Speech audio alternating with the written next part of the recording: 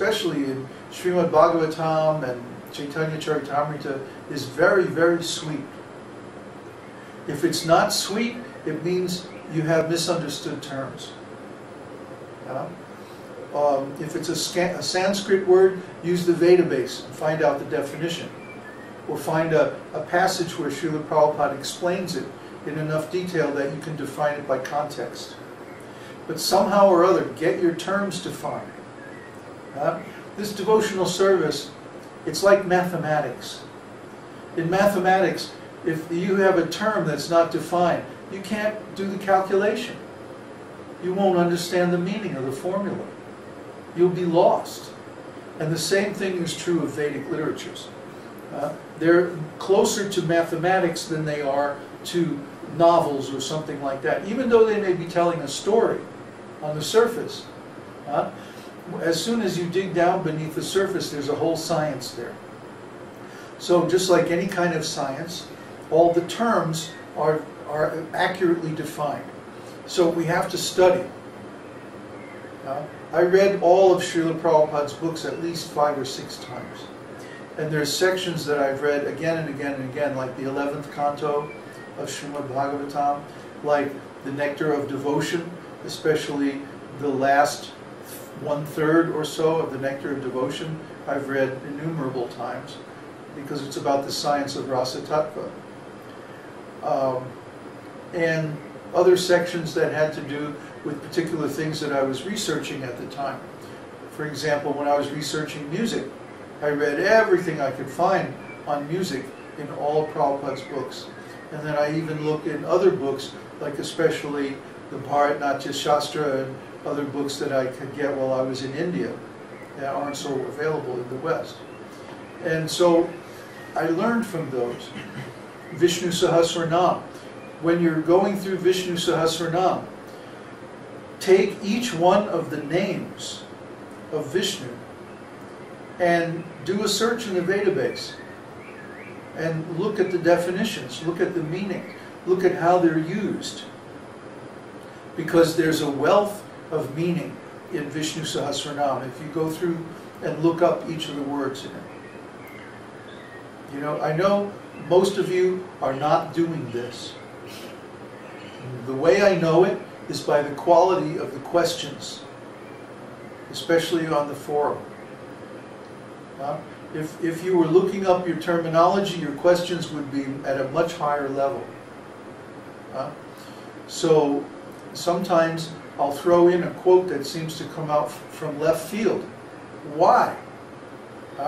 Because I'm talking about some very fine shade of meaning that's in one of the slokas or one of the words in your question or one of the topics. So the meaning of words is very critical to understanding and applying the knowledge that's in the books. If you read the books and you don't clear the words, then you're going to be in trouble. You're not really going to be able to apply the subject matter.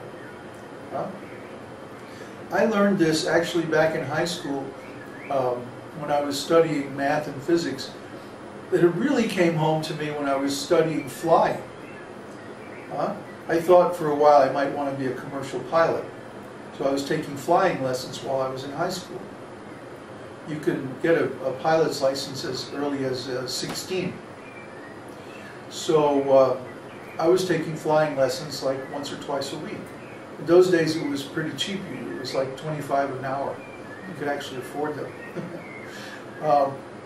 Anyway, there was something called ground school.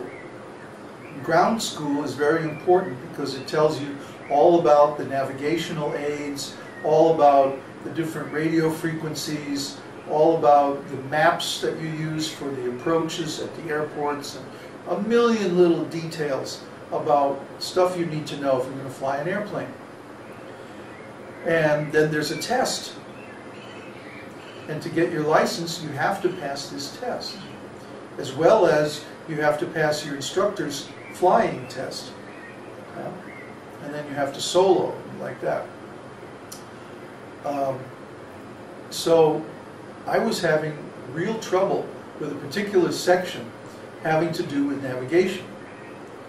There's a particular instrument in a plane that's sort of like a compass, but it also includes a radio, and so it shows the direction to or from a particular radio beacon, as well as your heading. And yeah, it's a pretty complicated little instrument. It's called a bug. But anyway, I was having trouble understanding this instrument. Somehow or other, I always got mixed up about it. And I would wind up flying, 180 degrees out of course or something like this. Oops. Yeah. And sometimes you had to use it in a really tricky way to make certain turns and stuff when you're approaching the airports. So after weeks of struggle, I finally tracked it down to that I had one of the parts of the instrument misdefined. Huh? It's this little knob that you use to put an offset into the bearing. Very tricky stuff. But because I had it misdefined and because I didn't have enough experience actually using the instrument, I could not understand how to calculate directions and stuff using this thing. So this gave me a very good sense that the definition of words actually is the key to being able to apply the knowledge that's encoded in them. And it goes just as well for spiritual life as it does for something procedural like flying or technology or something like that. If you have a misdefined term, you will not be able to apply the knowledge. And we want you to be able to apply the knowledge because that's how you get yourself out of the trap of material life. We're all conditioned by this Christian idea that if you just believe, then you're saved. But guess what, people? That's not the Vedic philosophy. We need more than faith. We need understanding, and then we need action based on that understanding to change our karma, to change the impressions in our minds. We have to act on it. So it's much more than just reading some ancient book and then believing in it. No, that's not going to work. That's a wrong assumption. That was something introduced by the Romans. It was never said by Jesus, actually, that if you just believe, that's good enough. No, you also have to act. So you have to know how to act. So that means you have to understand the science of God consciousness. After all, it's called Krishna consciousness. And how many of you can define the word consciousness right now? If I was to ask you point blank, what's the definition of consciousness? Could you answer? So if the answer is no, that means you don't even understand the name of what we're doing.